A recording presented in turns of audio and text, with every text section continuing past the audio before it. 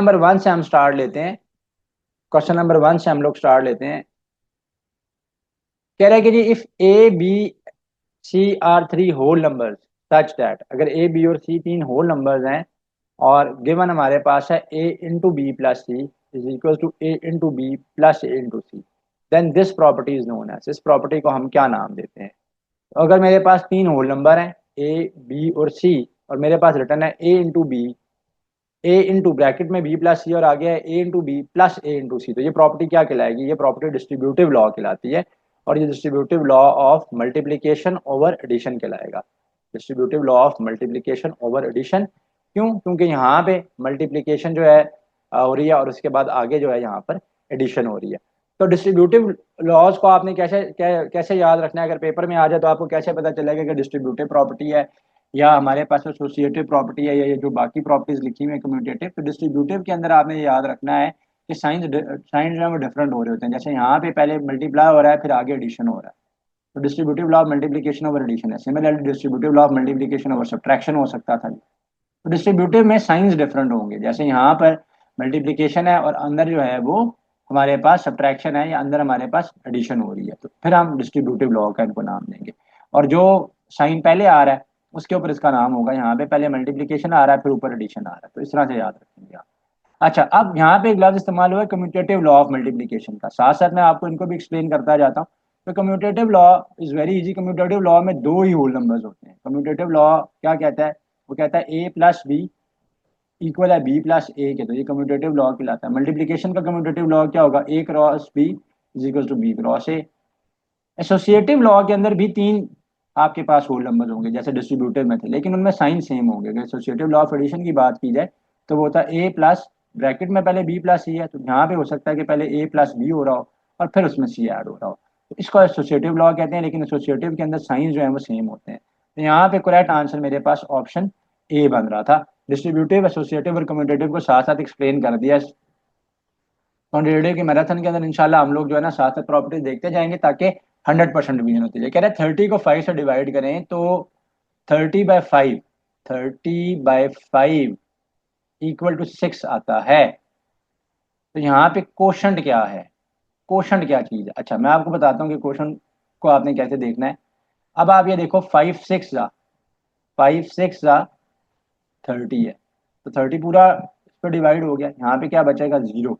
तो रिमाइंडर यहाँ पर जीरो है, ये रिमाइंडर है, तो रिमाइंडर यहाँ पर जीरो है। ये हमारे पास कोशंट होता है। और जो डिवाइड हो रहे होते हैं और इसको डिवाइड किया जा रहा होता है वो डिवाइजर और डिविडेंड कहलाते हैं। ठीक है, तो क्वोशंट ये है जो हमारे पास टर्म कितने टाइम्स के टेबल में आ रही है। तो यहाँ पे करेक्ट आंसर 6 होगा।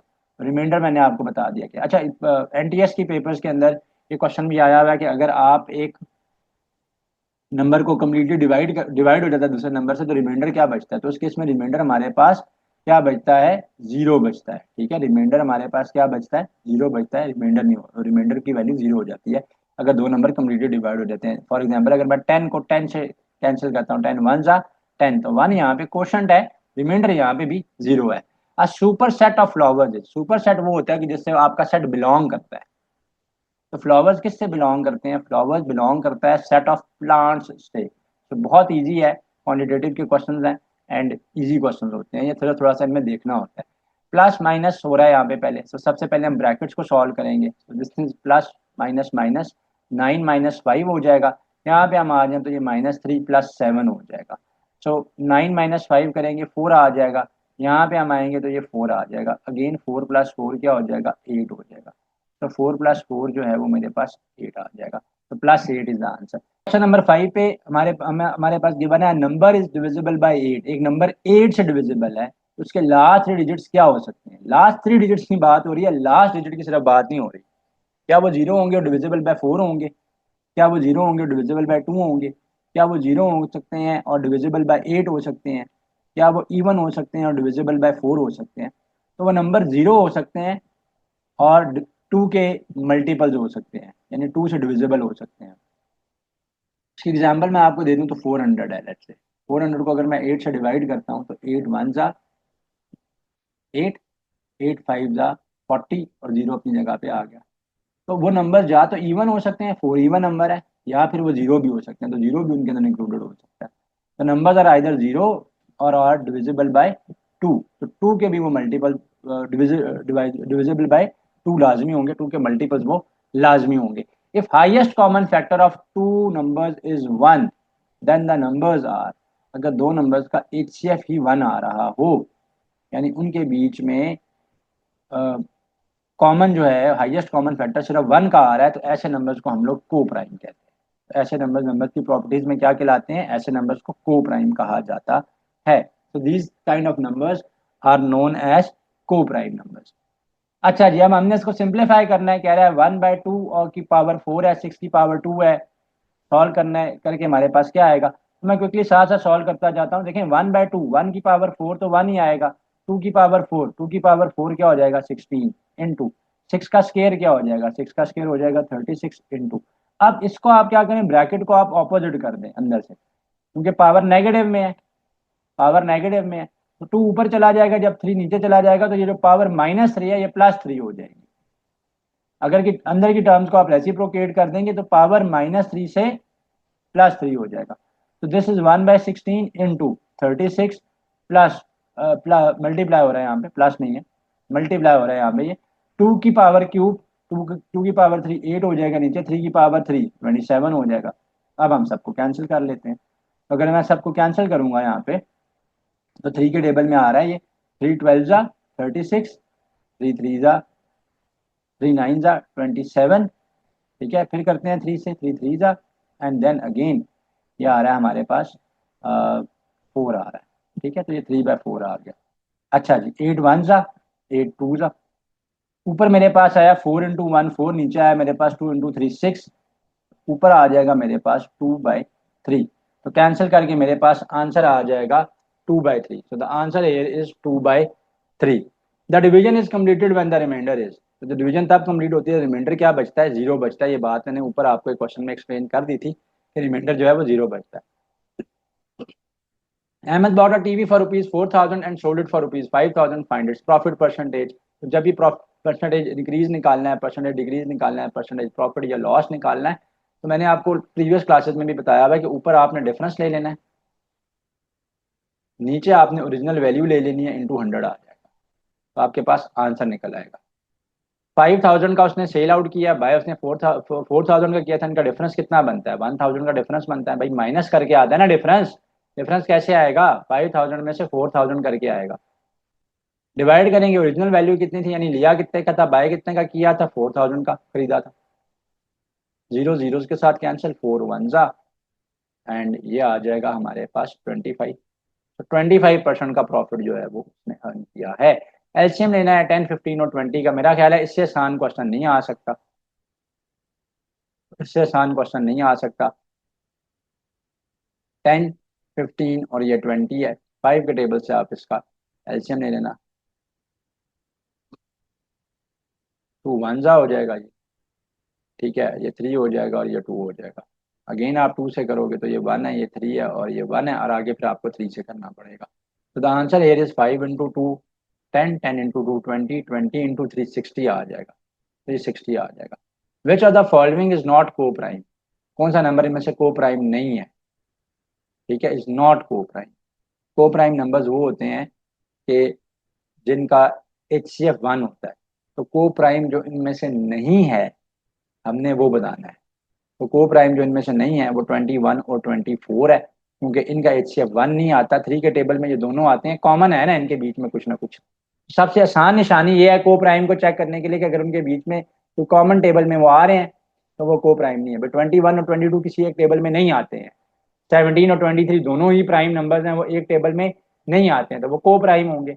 5 और 6 दोनों भी सेम किसी एक टेबल में नहीं आते हैं। 21 और 24 दोनों 3 के टेबल में आते हैं, तो ये को प्राइम नहीं हो सकते, दे आर नॉट को प्राइम। तो याद रखने का तरीकाकार ये है, को प्राइम क्या है कि जिनका HCF 1 आएगा।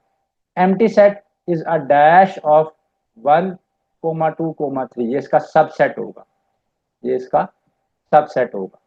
तो ये इसका सबसेट होगा, क्योंकि अगर आप पावर सेट इसका बनाते हो तो पावर सेट क्या होगा, 2 की पावर 3 है, क्योंकि इसमें 3 एलिमेंट्स हैं तो 8 होंगे, तो इसका पावर सेट क्या बनेगा, एक पावर सेट वो होता है जिसमें सारे सबसेट्स होते हैं, जिसमें सारे सबसेट्स होते हैं। तो हमेशा सेट इटसेल्फ भी सबसेट है, एम्प्टी सेट भी है, तो एक इसका एम्प्टी सेट हो जाएगा, एक सेट इटसेल्फ हो जाएगा। 8 पूरे करने हैं हमने क्योंकि इसमें 3 थे, ये तो 2 हुए हैं। फिर एक आएगा 1, एक आएगा 2, एक आएगा 3, एक आएगा 1,2, एक आएगा 1,3, एक आएगा 2,3।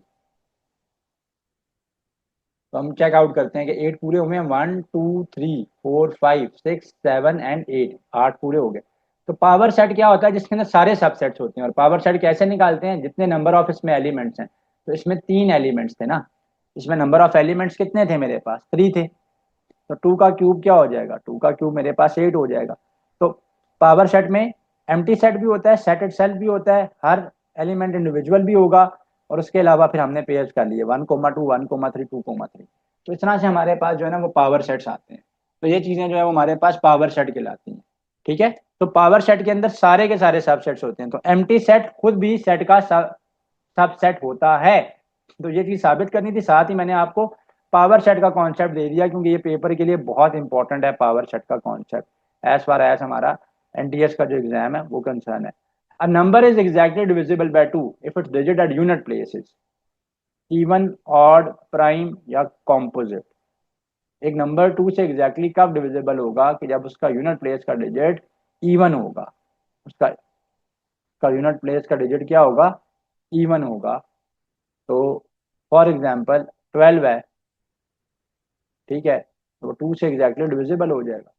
उसका जो यूनिट प्लेस है यहाँ पे क्या पड़ा हुआ है, यूनिट प्लेस पे यहाँ पे हमारे पास क्या पड़ा हुआ है, यूनिट प्लेस पे यहाँ पे हमारे पास 2 पड़ा हुआ है, तो डिवाइड हो गया उससे। P and Q are any two integers and Q is not equal to 0, then P by Q is. तो रैशनल नंबर्स और इरेशनल नंबर्स का कॉन्सेप्ट आ गया। तो रैशनल नंबर्स वो होते हैं जो कि पी बाई क्यू की फॉर्म में रिप्रेजेंट किए जा सकते हैं, which can be written as p by q where q is not equal to 0। ऐसे नंबर रैशनल कहलाते हैं। और इरेशनल नंबर्स वो होते हैं जो p by q की फॉर्म में नहीं लिखे जा सकते, which can not be represented, तो they are known as irrational number. मैं एग्जांपल दोनों की देता हूँ। फॉर एग्जांपल 2 लिखा हुआ है तो ये रैशनल नंबर है, कैसे, क्योंकि हर नंबर के नीचे एक 1 होता है, 2/1 2 ही आएगा। इरेशनल नंबर की एग्जांपल ले लें, फॉर एग्जांपल √3 है, √3 रैशनल है क्योंकि ये under root P by Q है।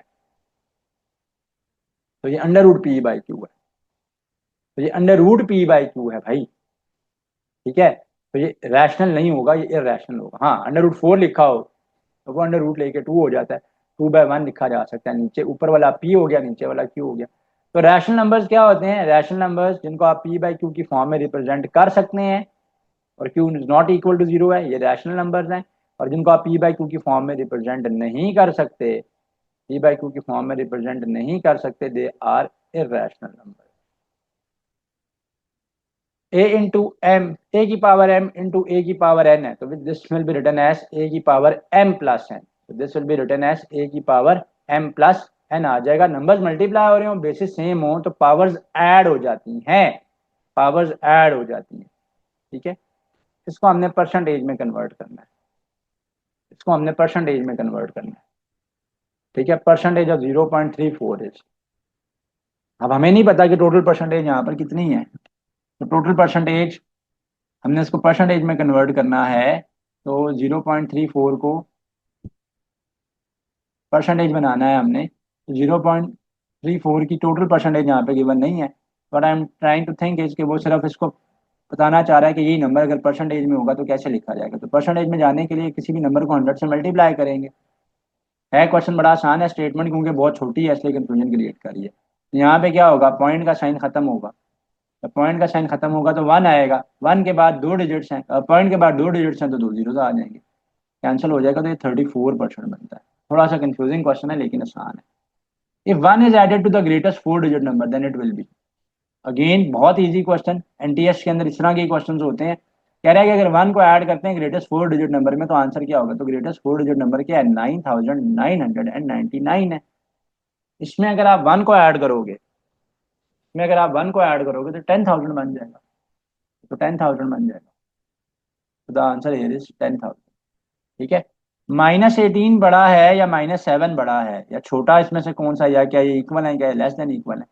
भाई -7 बड़ा है और -18 उससे छोटा है। नेगेटिव में उल्टा चलते हैं हम लोग, तो इसमें -9 छोटा नंबर होगा, -8 बड़ा नंबर होगा। जब हम यहाँ पे ये वाला साइन आएगा। Rocket was sold at ₹90 after buying it at ₹40, how much profit was earn. सिर्फ प्रॉफिट बताना है, प्रॉफिट परसेंटेज बतानी नहीं है। तो प्रॉफिट कैसे आता है, प्रॉफिट कैसे निकालते हैं? तो प्रॉफिट निकालने के लिए हम लोग क्या करते हैं, सेल प्राइस में से कॉस्ट प्राइस को माइनस कर लेते हैं। सेल प्राइस यहाँ पे 90 है, कॉस्ट प्राइस यहाँ पे 40 है, तो 90 में से 40 को माइनस करेंगे तो ₹50 का प्रॉफिट जो है वो यहाँ पर आ जाएगा। तो प्रॉफिट यहाँ पे ₹50 है। तो इस ये जो उन्होंने अपना पूरा सैम्पल पेपर मैथमेटिक्स का एनटीएस ने प्रोवाइड हमें किया है, उसमें स्टार्टिंग क्वेश्चन तो आसान है, आगे जाके थोड़े थोड़े क्वेश्चन डिफिकल्ट होते जाएंगे, लेकिन कॉन्सेप्ट साथ साथ रिवाइज होने हैं, इसलिए साथ साथ इनको देखते जाएं। Decimal fraction of 160%। अब 160% है तो डेसिमल में कन्वर्ट करना है। जब भी हम परसेंटेज का साइन खत्म करते हैं तो 100 से डिवाइड करते हैं। 100 से हम क्या करते हैं, डिवाइड करते हैं। तो यहाँ पर क्या हो जाएगा, यहाँ पर हो जाएगा 160/100, जीरो जीरो के साथ कैंसिल हो जाएगा, ये आ जाएगा 1.6% आ जाएगा ये।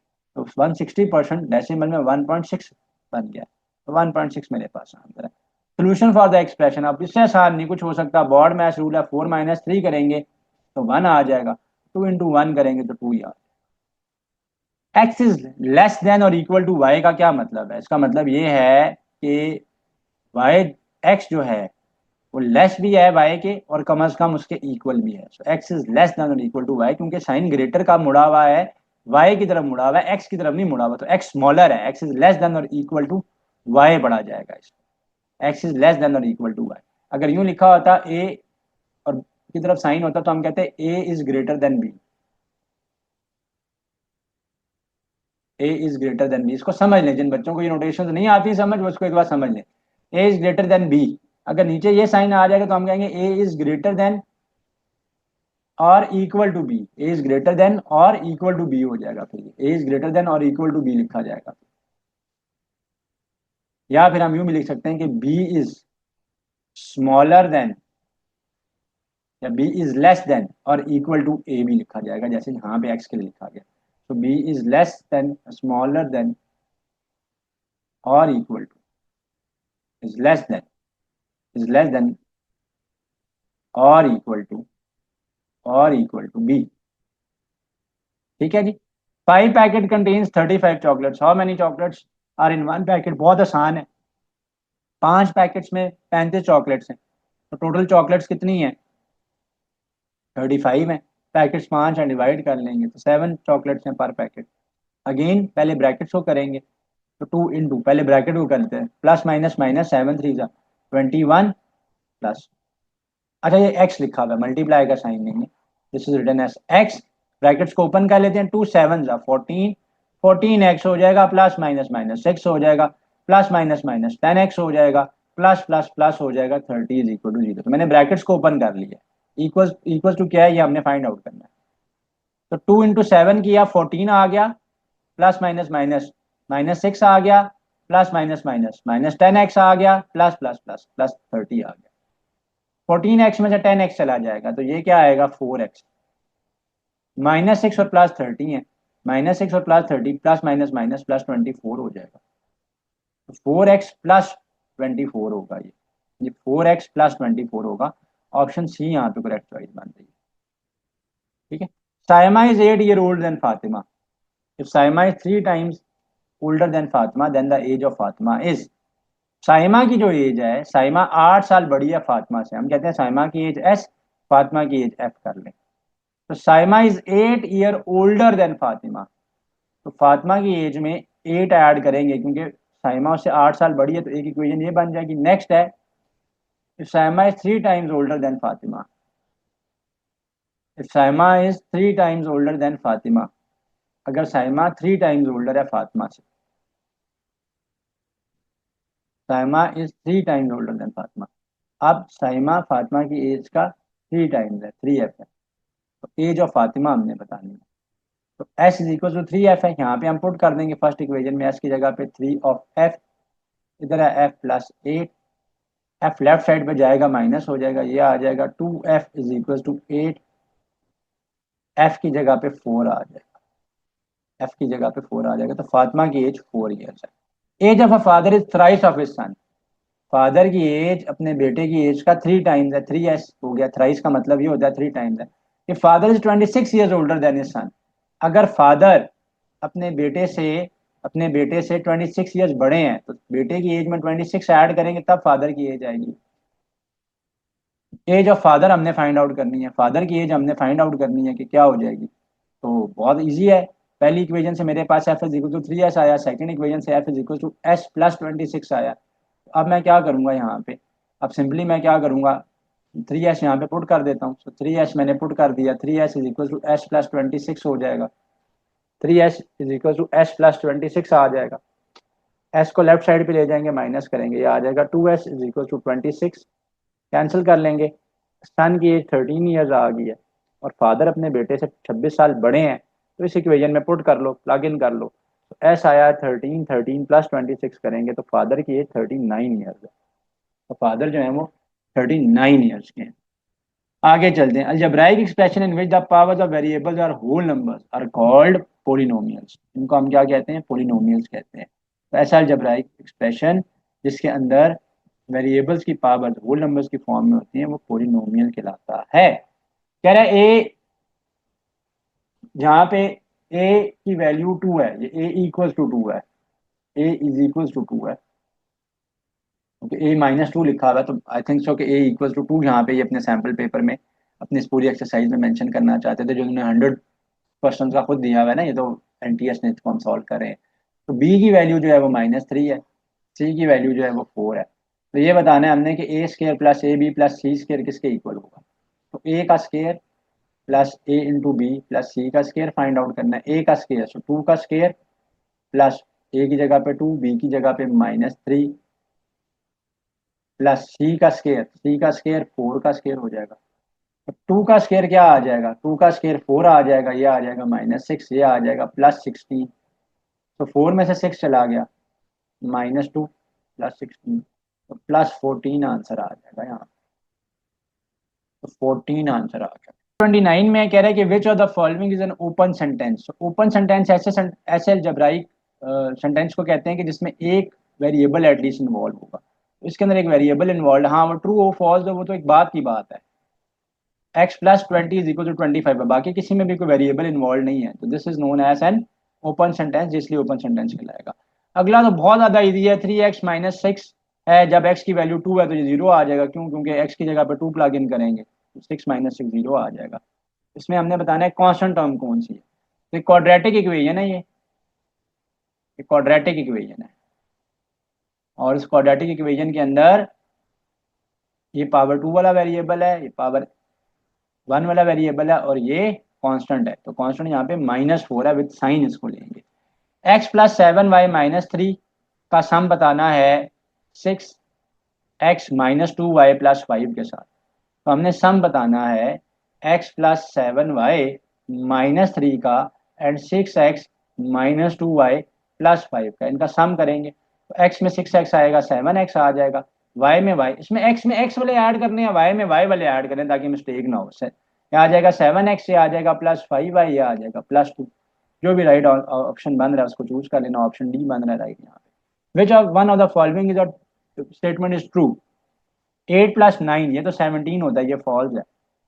6 प्लस 8 ये 14 होता है, 13 के इक्वल लिखा हुआ है, ये भी फॉल्स है, ये ट्रू है। This is the only statement which is true. Moving on to question number 34।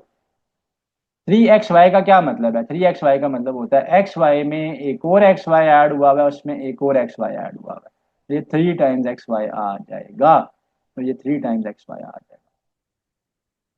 xy ये तो x³ y³ बन जाएगा, ये नहीं हो सकता, ये आंसर है हमारे पास। और x plus Y plus X plus Y ये भी रॉन्ग है, ठीक है, 3 इंटू एक्स प्लस वाई भी रॉन्ग है। Which of the following is not a simple linear equation. इनमें से सिंपल लीनियर इक्वेशन कौन सी नहीं है। बाकी सब में एक ही वेरिएबल है, अगर एक ही इक्वेशन हो, एक ही वेरिएबल हो तो वो उसका सोल्यूशन एग्जिस्ट करता है। ये सिंपल नहीं है, साइमल्टेनियस इक्वेशन है, क्योंकि इसके अंदर 2 वेरिएबल्स इन्वॉल्व है। ये लीनियर है बट सिंपल नहीं है, हमें एक और इक्वेशन चाहिए इसके सोल्यूशन के लिए। Now from question number 68, in the given triangle measure of angle C बताना है हमने, एंगल सी बताना है कि कितने डिग्रीज है। एंगल ए जो है वो यहाँ पे 90 डिग्री है। क्यों? क्योंकि ये सिंबल 90 डिग्री को रिप्रेजेंट कर रहा है। एंगल बी यहाँ पर 40 डिग्रीज है। एंगल सी फाइंड आउट करना है, तो measure of angle A plus measure of angle B plus measure of angle C मिलाएंगे तो इक्वल टू 180 होना चाहिए। एंगल ए जो है वो 90 डिग्री है, एंगल बी जो है वो 40 डिग्री है, एंगल सी हमने फाइंड आउट करना है। 90 में 40 ऐड करेंगे 130 राइट साइड पे चला जाएगा, तो 180 में से 130 को माइनस कर लेंगे, पीछे 50 डिग्रीज आ जाएगा, तो 50 डिग्रीज आ जाएगा। All triangle whose all sides are not equal, ऐसा ट्राइंगल जिसमें कोई भी साइड बराबर नहीं है, ठीक है, कोई भी साइड इक्वल नहीं है, ना ये साइड इक्वल है इसके, ना ये साइड इक्वल है इस थर्ड के, वैसे ट्राइंगल को स्केलिन ट्राइंगल कहते हैं। तो scalene triangle is a type of a triangle in which none of the sides are equal, इसमें none of the sides are equal, इसमें कोई साइड इक्वल नहीं होती, ये मैंने पहले आपको बताया हुआ है कि स्केलिन में there is no sides are equal, कोई साइड इक्वल नहीं है। राइट एंगल ट्राइंगल में तो 90 डिग्री का एंगल होता है।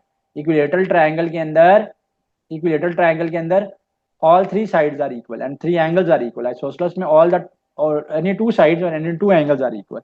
Moving on to question number 70. In the figure given, measure of angle C is 40 degree. What will be the measure of angle AOC? Angle AOC कितना होगा? Angle AOC बताना है हमने, ठीक है। तो ये 40 डिग्री है, ये 90 डिग्री है, एंगल बी जो है वो 90 डिग्री है, तो ये कितना आ जाएगा मेरे पास? ये जो एंगल है, पहले मैं ये एंगल निकालता हूँ यहाँ, तो ये एंगल कैसे आएगा मेरे पास? 180 में से मैं माइनस करूंगा 40 प्लस 90 को, 40 और 90 हो गया 130, 180 में से 180 में से 130 माइनस होगा, पीछे 50 डिग्री आ गया, तो अंदर वाला एंगल 50 डिग्री है। अब दो लाइन एक दूसरे को इंटरसेक्ट कर रही हूँ तो ये दोनों एंगल्स इक्वल होते हैं, तो ये एंगल और ये एंगल इक्वल होगा, तो एंगल ए हमने बताना कौन सा एंगल था, हमने एंगल कौन सा बताना था, हमने ये बाहर वाला बताना था, एंगल ए ओ सी।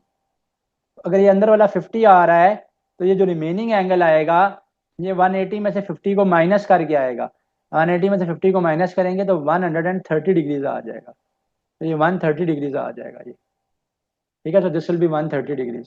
यहाँ पर सबसे पहले हमने क्या किया है, ये जो इनर एंगल था ये निकाला है, इनर एंगल था यहाँ पे 50 डिग्रीज, लेकिन हमें ये एंगल बताना था एंगल ए ओ एंड सी। तो ये अगर स्ट्रेट लाइन का एंगल 50 है, 180 है, और ये एंगल 50 है, तो 50 में से 180 में से 50 माइनस हो जाएगा, तो ये रिमेनिंग कितना आ गया था? 130 डिग्री, तो इसलिए ये एंगल 130 डिग्री बनेगा। A string 12 centimetre long is used to form a square, the length side of a square is, देखिए एक 12 सेंटीमीटर का धागा है, उसके पास स्ट्रिंग है, उसने उससे स्क्वायर बनाया है। स्क्वायर अगर हम बनाएंगे तो स्क्वायर में all the four sides are equal, all four sides are equal, so this is a square. तो 12 सेंटीमीटर को हमने 4 पे डिवाइड किया है, तो एक साइड 3 सेंटीमीटर की आ जाएगी, ये भी 3 की होगी, ये भी 3 की होगी, this will also be of 3 centimetre and this will also be of 3 centimetre. Square में तो all the four sides are equal. फिर the following is not a unit of area, area होता है यूनिट स्क्वायर के अंदर, unit square के अंदर होता है, यूनिट का स्क्वायर होता है, वो सेंटीमीटर स्क्वायर के अंदर हो सकता है, ठीक है, यूनिट का स्क्वायर होता है एरिया में, is not a unit of area, is not a unit. ये तो तीनों तो वॉल्यूम के यूनिट्स हैं, क्यूब क्यूब क्यूब, ये तो वॉल्यूम के यूनिट्स हैं, यूनिट क्यूब जो है वॉल्यूम के यूनिट्स होते हैं, तो वॉल्यूम के यूनिट्स होते हैं, centimetre square, metre square, millimetre square, metre, kilometre square, ये एरिया रिप्रेजेंट कर रहे होते हैं। तो बेसिकली ये पूछना चाहता है which of the following is not a unit of volume, को ठीक कर लें। तो ये वॉल्यूम नहीं है, एरिया का यूनिट है, क्योंकि यूनिट का स्क्वायर हो रहा है, यूनिट का स्क्वायर हो तो वो एरिया का यूनिट होता है, यूनिट का क्यूब हो रहा हो तो वॉल्यूम का यूनिट होता है। सेंटीमीटर क्यूब क्या है? वॉल्यूम का यूनिट है, डीएम क्यूब वॉल्यूम का, किलोमीटर क्यूब वॉल्यूम का, मिलीमीटर क्यूब वॉल्यूम का। तो not a unit of volume पूछना चाह रहा था, या फिर ये पूछना चाहता है which of the following is the unit of area. Unit of area तो सेंटीमीटर स्क्वायर बनता है, बाकी सारे वॉल्यूम बनते हैं। तो इस क्वेश्चन में थोड़ी सी करेक्शन कर लें, कॉन्सेप्ट बता दिया। Area of trapezium is 153 metre square and altitude is 9 meter and one of the bases is 3 meters long. The measure of the other bases, एक ट्रेपीजियम है जिसका एरिया हमारे पास गिवन है, तो एरिया ऑफ ट्रेपीजियम हमारे पास given है, area given है 153 metre square, ठीक है। हाइट उसकी, एल्टीट्यूड और हाइट एक ही चीज होती है, तो जब भी एल्टीट्यूड का वर्ड यूज हो रहा हो किसी ट्रायंगल के अंदर, किसी और फिगर के अंदर, तो एल्टीट्यूड जो है हमेशा आपने किसको लेना है, हाइट को लेना है। ठीक है जी, तो हाइट उसकी गिवन है 9 मीटर, और इसकी जो बेसिस हैं उनमें से एक बेस हमारे पास गिवन है। ठीक है, इनमें से हमारे पास एक बेस गिवन है, और एक बेस हमारे पास गिवन है 13 मीटर्स। सेकंड बेस हमने निकालनी है। तो एरिया ऑफ ट्रेपीजियम का फॉर्मूला मैं आपको बता देता हूं। एरिया ऑफ ट्रेपीजियम का फॉर्मूला होता है sum of bases, sum of bases, sum of bases divided by sum of bases divided by 2 into height होता है। इस फॉर्मूला को मैं राइट डाउन कर लेता हूँ। ए इज इक्वल टू एरिया कर लें, पहली बेस ए कर लें, सेकंड बेस बी कर लें, डिवाइड बाय 2 कर लें, इंटू हाइट कर लेंगे। सो एरिया यहाँ पे 153 गिवन है। फर्स्ट बेस यहाँ पर, फर्स्ट बेस एक बेस यहाँ पे है गिवन 13 मीटर, तो ये 13 है, प्लस सेकंड बेस बी मैंने निकालनी है, डिवाइडेड बाय 2 फॉर्मूला का है, इनटू हाइट, हाइट मेरे पास 9 यहाँ पर गिवन है। तो क्रॉस मल्टीप्लाई करते हैं, 153 इंटू 2 डिवाइडेड बाई 9 कर लेंगे, 9 डिवाइड कर लेगा, is equal to 13 plus B रह जाएगा। बी के लिए मैं सॉल्व कर लेता हूँ। पहले मैं इसको देखता हूँ कि क्या 9 के टेबल से ये कैंसिल होता है, तो इसको हम 9 के टेबल से कैंसिल कर लेते हैं। तो 9 वन ज़ा 9, ठीक है, 9 वन ज़ा 9 आ जाएगा, यहाँ पे भी 9 वन ज़ा 9 आएगा, 6 बचेगा, 6 और 63, तो 9 7 ज़ा 63, 17 इंटू 2 ये हो जाएगा 34 इक्वल टू 13 प्लस बी आ जाएगा। 13 लेफ्ट साइड पे जाएगा, माइनस हो जाएगा, 34 में से 13 चला गया इज इक्वल टू बी आ जाएगा, एंड बी की वैल्यू 21 आ जाएगी। तो जो सेकंड बेस है मेरे पास वो 21 आ गई है। 21 मीटर्स होगी ना, बेस है ना, बेस डिस्टेंस होगी, उसका एरिया नहीं है हमने बताया, हमने उसकी लेंथ बताई है। तो हमने उसकी लेंथ बताई है, वो 21 मीटर है, 21 मीटर स्क्वायर नहीं होगा। मीटर स्क्वायर जो यूनिट है वो एरिया का यूनिट है। तो किसका यूनिट है, वो एरिया का यूनिट है। ठीक है, तो ये हमने लेंथ निकाली है। The area of a triangle having base 6 centimetre and height 3 centimetre is, तो 1/2 बेस इंटू हाइट आ जाएगा ये। तो 1/2 बेस कितनी है हमारे पास 6, हाइट कितनी है 3, तो ये कैंसिल हो जाएगा, 9 आ जाएगा। सो 9 centimetre square. Two vertical angles measure 80 degree and 4x. How many degrees are there in x? दो वर्टिकल एंगल्स हैं जिनका मैयर है 80 डिग्री एंड 4x। इसका मतलब है दोनों इक्वल हैं। वर्टिकल एंगल्स कैसे बनते हैं, जब दो लाइन एक दूसरे को इंटरसेक्ट करती हैं तो आमने सामने जो एंगल्स बनते हैं वर्टिकल एंगल्स होते हैं। अगर एक 80 डिग्री है, उसके सामने वाला 4x है, x की वैल्यू के लिए सॉल्व कर लेंगे, 80 degree is equal to 4x आ जाएगा। कैंसिल करोगे आप, x की वैल्यू कितनी आ जाएगी, 20 डिग्रीज आ जाएगी। एक्स की वैल्यू कितनी आ गई है, 20 डिग्रीज आ गई है। एक्स की वैल्यू यहाँ पर 20 डिग्रीज आ जाएगी। नेक्स्ट क्वेश्चन है, radius of a circle is 14 centimetre, what will be its circumference. Very easy. तो circumference of a circle is given by 2 pi of r, radius given है 14, 2 इंटू पाई, पाई को मैं क्या लिख सकता हूँ 22/7, आर क्या आ जाएगा 14। तो मैंने जानबूझ के 22/7 लिया है क्योंकि रेडियस जो है ना वो 7 का मल्टीपल है, so it will be easier for me to cancel it up. तो पेपर में तो कैलकुलेटर अलाउ नहीं होगा, तो this will make things easier for us. 7 one जा 7 टू जा 14 आ गया। अब ये आ जाएगा 22 इंटू 4, क्योंकि 2 टू जा 4 है, तो ये 88 आ जाएगा। तो 88 सेंटीमीटर इसका सर्कमफेरेंस आ जाएगा। तो एक सर्कल है, सर्कल है ना यूं, तो सर्कल तो नहीं बना मेरे पास, ओवल बन गया, मैं इसको सर्कल बनाता हूँ। ठीक है, तो 88 सेंटीमीटर इसका आंसर था। एक सर्कल जो है ये पूरे का पूरा कंप्लीट मैं इस पे चलूं तो ये इसका क्या कहलाता है, सर्कमफेरेंस कहलाता है। तो 2 पाई इंटू रेडियस होता है, तो 88 सेंटीमीटर आ गया। Pi is the ratio between, pi is the ratio between, pi किस चीज की रेशो है, रेडियस और सर्कमफेरेंस की। नहीं, रॉन्ग है। वजह, भाई सर्कमफेरेंस और रेडियस की रेशो निकाल के देख लो। 2 पाई आर डिवाइडेड बाय आर करेंगे, सर्कमफेरेंस का फॉर्मूला 2 पाई आर है, और ये नीचे रेडियस है, तो आर आर के साथ कैंसिल होगा तो 2 पाई आएगा, पाई तो नहीं आएगा, तो this is wrong. Circumference and diameter की, yes, circumference ratio diameter, circumference है 2 पाई आर, डायामीटर क्या होता है, रेडियस होता है डायामीटर बाय 2, तो डायामीटर हो जाएगा 2 into R, radius into 2, 2 R cancel हो जाएगा, पीछे पाई रह जाएगा। तो option B here is the right choice, option B here is the right choice. Diameter double होता है, ठीक है, डायमीटर क्या होता है, डबल होता है। तो अगर मैं एक सर्कल ड्रॉ करूँ ना, तो ये सर्कल का रेडियस है, और डायमीटर ये कंप्लीट है कि सर्कल के सेंटर से भी गुजर रहा हो, पूरा होता है। chord that passes through the center of a circle is called diameter। देखिए एक सर्कल हो ना, और एक लाइन अगर उसके सेंटर से गुजर रही हो तो वो डायामीटर कहलाती है। ठीक है, सर्कल का क्या कहलाती है, मैं ऑटोमेटिक शेप्स को बंद करता हूँ। ठीक है, वो क्या कहलाती है, वो डायामीटर कहलाती है।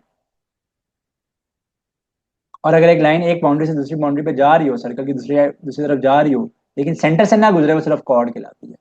तो ये कॉर्ड है, लेकिन ऐसी कॉर्ड जो कि सर्कल के सेंटर से गुजरे, ऐसी कॉर्ड डायामीटर कहलाती है। Bisection means to divide a line segment into two parts. Bi means two, section means part. एक लाइन है, उसको दो बराबर हिस्सों में काट दिया तो बाइसेक्ट कर दिया। In right angle triangle one angle is 45 degree, the second angle will also B 45 degree. भाई एक 45 है, राइट एंगल ट्राइंगल है तो एक 90 होगा। तीसरा एक्स कर लो, एंगल्स का सम हमेशा तो 180 है ना, तो ये 135 आ जाएगा। तो एक्स की वैल्यू क्या आ जाएगी, 180 में से 135 को माइनस करेंगे तो you will be left with 45 degrees. A close figure consisting of three line segments is called. एक क्लोज फिगर है जो कि थ्री लाइन सेगमेंट्स के ऊपर कंसिस्ट करती है। ठीक है, ऐसे फिगर को क्या कहते हैं, क्लोज फिगर है। फिगर क्लोज भी है और तीन साइड्स हैं, तीन लाइनें हैं, उस तीन लाइनों को मिलकर बनी है। ठीक है, तो वो क्या होती है, वो ट्रायंगल होती है। वो ट्रायंगल होगी, ट्रायंगल कहलाएगी। This was also super easy. तो बीच में इन्होंने अपने मेगा पेपर में बहुत ही ज्यादा आसान क्वेश्चन दिए हैं हमें। नेक्स्ट क्वेश्चन है क्वेश्चन नंबर 86। क्वेश्चन नंबर 86 में कह रहे हैं what will be the perimeter of a rectangle whose width is 4 centimetre and length is 2 centimetre. Perimeter बताना है एक रेक्टेंगल का जिसकी विड्थ 4 सेंटीमीटर है, लेंथ 2 सेंटीमीटर। ऑलरेडी हम लोग कर चुके हैं, हमने इससे ज्यादा टफ क्वेश्चन जो है वो अपने मैराथन के अंदर सॉल्व किए हुए हैं। 2 इंटू लेंथ प्लस विड्थ है फॉर्मूला। सो 2 है, लेंथ कितनी है 4, और एंड विड्थ है 2, ऐड कर लेंगे, मल्टीप्लाई कर लेंगे, 12 आ जाएगा। सो 12 centimetre is the perimeter. The perimeter is 12 centimetre. Find the area of the coloured portion. Coloured portion का एरिया निकालना है मैंने, कलर्ड पोर्शन का एरिया निकालना है। ये भी यहाँ पे 1 मीटर ही होगा। ठीक है, ये भी 1 मीटर है, यहाँ पे मिस प्रिंटिंग है। तो कलर्ड पोर्शन ये है, ये जो शेडेड रीजन है सारे का सारा ब्लैक में, इसका area I have to find it out. तो ये क्या है कि अगर ये 1 है मीटर है तो ये भी 1 मीटर होगा, स्केयर बन रहा है। तो ये यहाँ तक तो 1 मीटर हो गया, ऊपर ये बचेगा 2 मीटर्स। एंड ये अगर 1 मीटर है तो ये भी था 1 मीटर, ये बचेगा 4 में से, ये टोटल 4 था तो ये बच जाएगा 3। तो 3 इंटू 2 कर लेंगे, 6 मीटर स्केयर आ जाएगा। तो ये हाइट कितनी बन गई है, यहाँ से लेके यहाँ तक ये 2 बनी है, 2 मीटर्स बनी है। ठीक है, अगर मैं इसको लिखूँ ना, तो ये बनी है मेरे पास 2 मीटर्स। और ये जो था सारे का सारा, अब यहाँ से लेकर यहाँ तक, ठीक है ना जी, यहाँ से लेकर यहाँ तक, यहाँ से यहाँ तक, क्योंकि ये टोटल तो 4 है, लेकिन ये यहाँ से यहाँ तक तो 3 बनेगा। 3 मीटर ये और 2 मीटर ये, तो 3 इंटू 2 कर लेंगे, 6 मीटर स्क्वायर मेरे पास आंसर आ जाएगा शेडेड रीजन का। Choose a missing term from the following relationship. Missing term बतानी है हमने। ए डी एच, ए है, अगर मैं देखूं तो ये ए है, फिर बी, सी, ई, ई, एफ, जी, एच, आई, जे, के। तो बीच में क्या मिस्ड है, ए के बाद वो डी पे गया है, बी और सी को कैंसिल किया गया है, फिर दो को कैंसिल किया गया है। ठीक है, फिर तीन को कैंसिल बल्कि किया गया, ई, एफ और जी, क्योंकि आगे उसने एच लिखा हुआ था। अब आगे वो 4 को कैंसिल करेगा, आई, जे, के और एल को कैंसिल करेगा, और आगे एम आएगा। तो एक इंक्रीजिंग ऑर्डर में वो कैंसिल करके फिर नेक्स्ट टर्म्स को राइट डाउन कर रहा है। तो अब नेक्स्ट क्वेश्चन पे हम लोग जाते हैं। A typist can type 60 words per minute. A typist can type 60 words per minute. How many typist will be required to type a book of 43,200 words in 6 hours. तो एक टाइपिस्ट जो है वो एक घंटे में, एक मिनट में, एक मिनट में 60 वर्ड्स टाइप करता है। तो वी हैव अ टाइपिस्ट जो कि एक मिनट में 60 वर्ड्स टाइप करता है।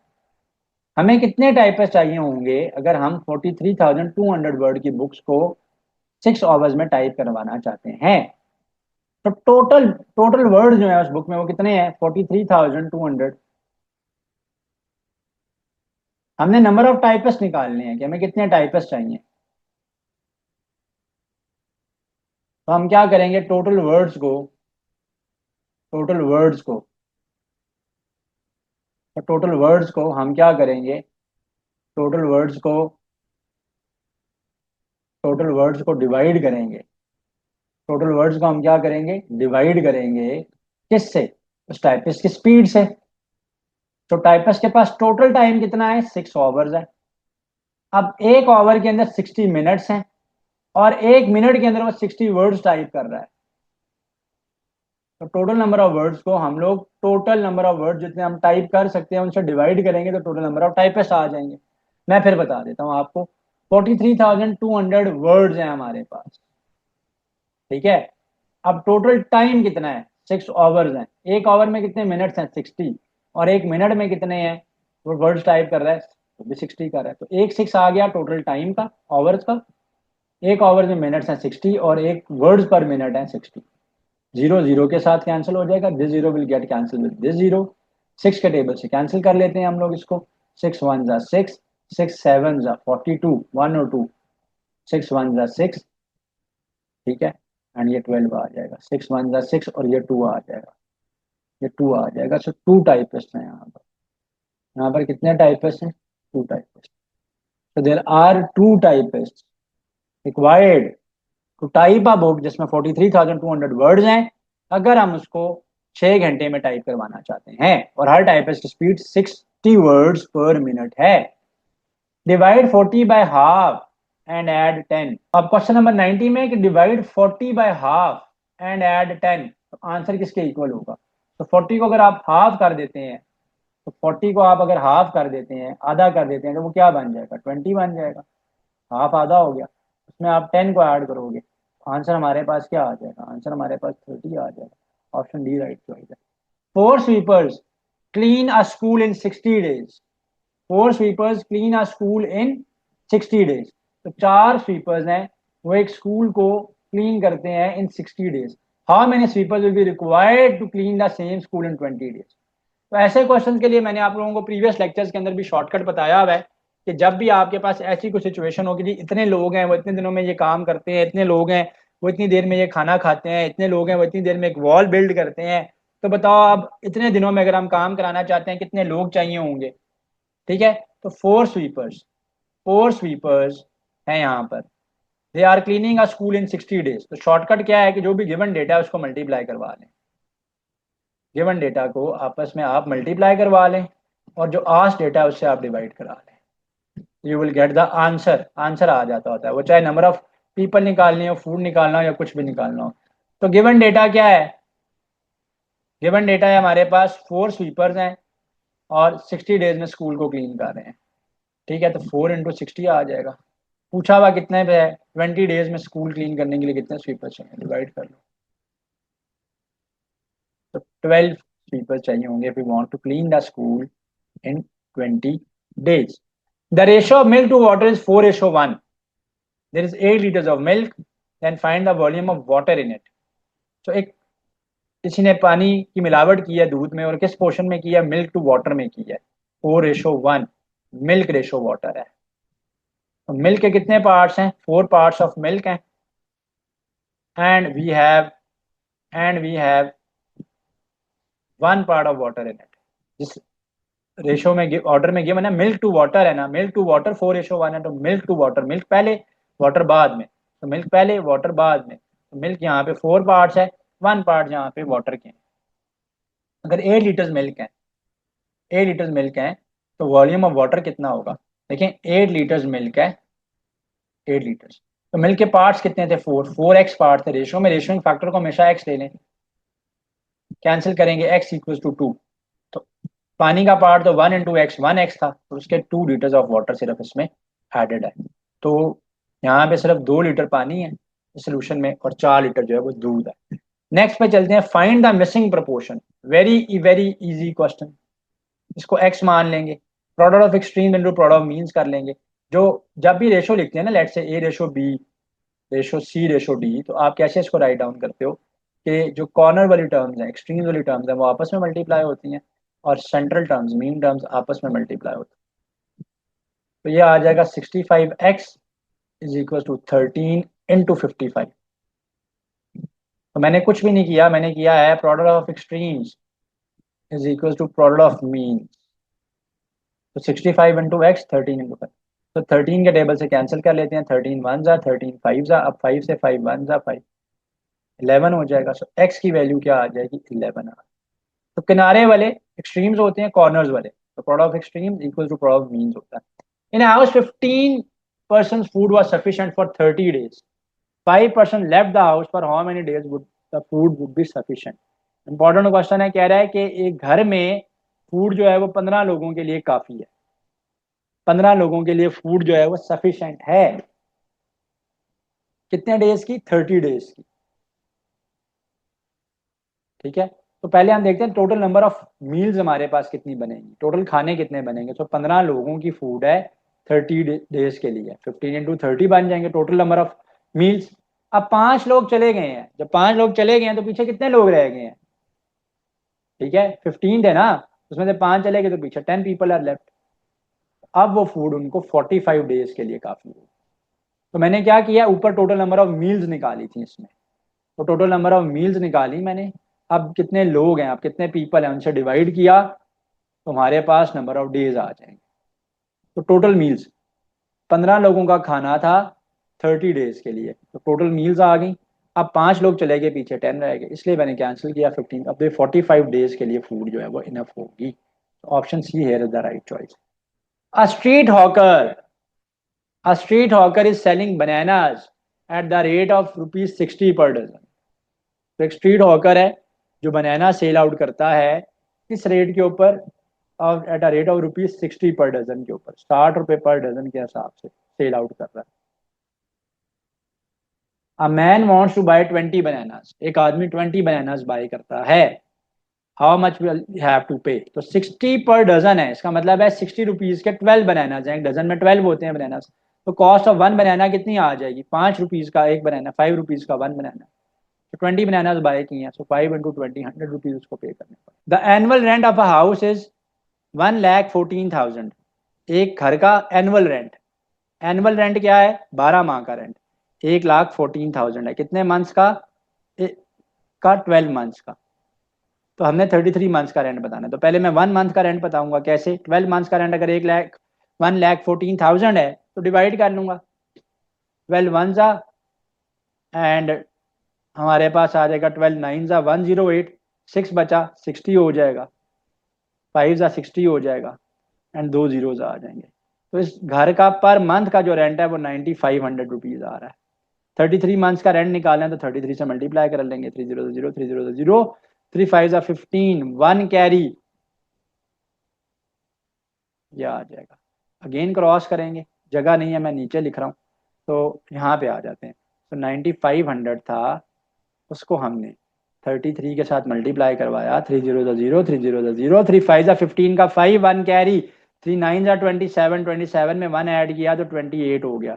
आगे भी तो 3 है ना, यही आएगा 0 0 5 8 2, यूं टाइम बचा लिया करें यहाँ पेपर में। 0 आ जाएगा, 0 आ जाएगा, 5 आ जाएगा, यहाँ पे 8 में 5 ऐड करेंगे तो यहाँ पे 13 का 3 आ जाएगा, 1 कैरी हो जाएगा, ये 1 आ जाएगा और ये 1, तो 313,500 आ जाएगा। तो 313,500, तो 3,13,500 रेंट बनता है 33 मंथ्स का, अगर एक साल का रेंट 1,14,000 था।